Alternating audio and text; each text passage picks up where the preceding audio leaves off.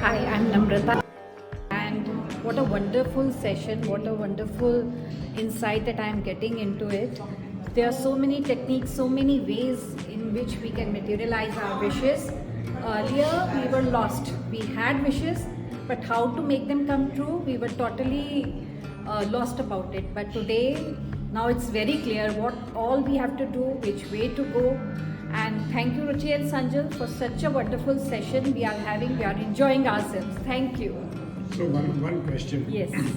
What part of the workshop actually struck you as something very unique?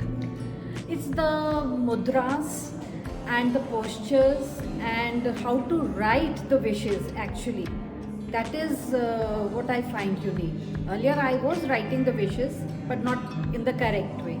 But today I learned it how to write it so that they materialize quickly.